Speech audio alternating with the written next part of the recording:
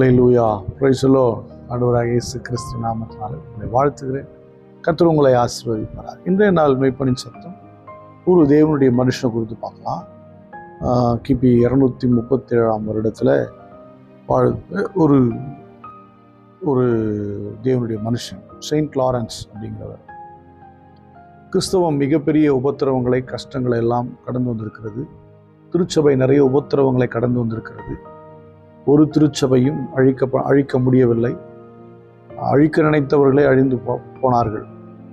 திருச்சபையை பாதாளத்தின் வாசல்கள் மேற்கொள்வதில்லை என்று வசனம் தெளிவாக சொல்கிறது.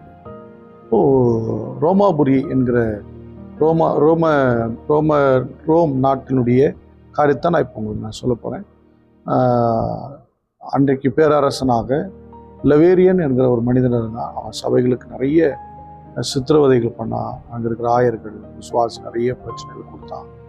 இந்த காலகட்டத்தில் தான் செயின்ட் லாரன்ஸ் என்கிறவர் ஒரு திருச்சபையை நடத்தி கொண்டு வந்தார்.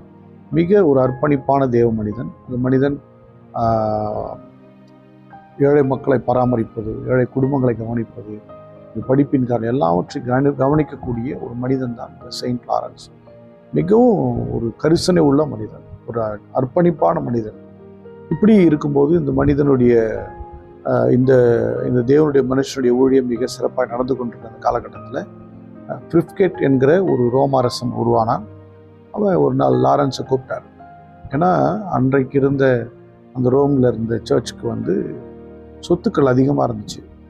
அப்போது அரசன் கூப்பிட்டு அந்த லாரன்ஸ் அவர்களை கூப்பிட்டு சொத்துக்கள் எல்லாம் அரசுக்கிட்ட ஒப்படைக்கணும் அப்படின்னு சொன்ன உடனே இது அவரால் ஏற்றுக்கொள்ள முடியல. திருச்சபை என்பது மக்கள் தானே, இவ்வளோ சொத்துக்கள் இருக்குது, மக்களுக்கு, திருச்சபை மக்களுக்கு தானேன்னு சொல்லி அவர் ஒன்று செய்தார்.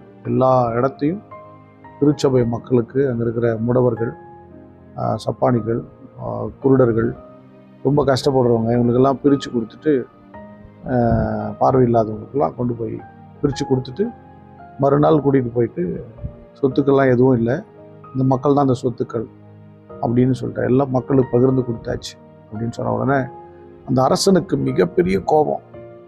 அரசாங்கத்துக்கு என்னுடைய ஆட்சிக்கு சேர வேண்டிய இந்த சொத்துக்கள் எல்லாம் ஏழை மக்களுக்கு இந்த லாரன்ஸ் கொடுத்துட்டாரே அப்படின்னு சொல்லி மிகவும் கோபப்பட்டு அவர் கை காலெல்லாம் கட்டி கொண்டு போய் இரும்பு கட்டில் படுக்க வச்சு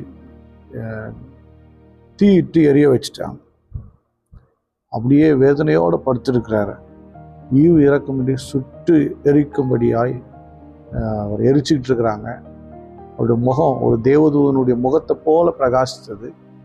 அப்படி இருக்கும்போது திடீரென்று அந்த சரீரத்தில் ஒரு குரல் கேட்கிறது. இப்பொழுது என் சரீரம் வெந்துருச்சு, என் சரீரத்தை எடுத்து சாப்பிடலாம் அப்படின்னு சொல்லும்போது அரசன் நிலை தடுமாறி விட்டான்.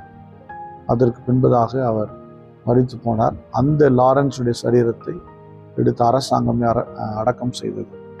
எனக்கு அன்பானவர்களே, தேவனுடைய ஆலயத்தினுடைய அனைத்தையும் மக்களுக்கே என்று சொல்லுகிற ஒரு உண்மை உள்ள தேவ மனுஷன்தான் லாரன்ஸ்.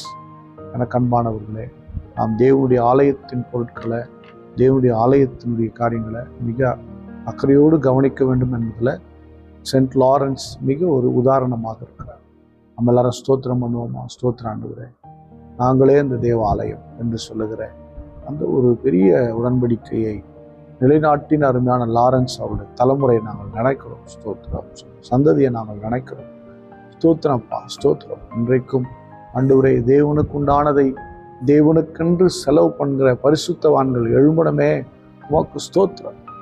பலப்படுத்துங்க. பார்க்கிற பிள்ளைகள் மேல் உங்களுடைய கரம் இருக்கட்டும் ஆண்டவரே.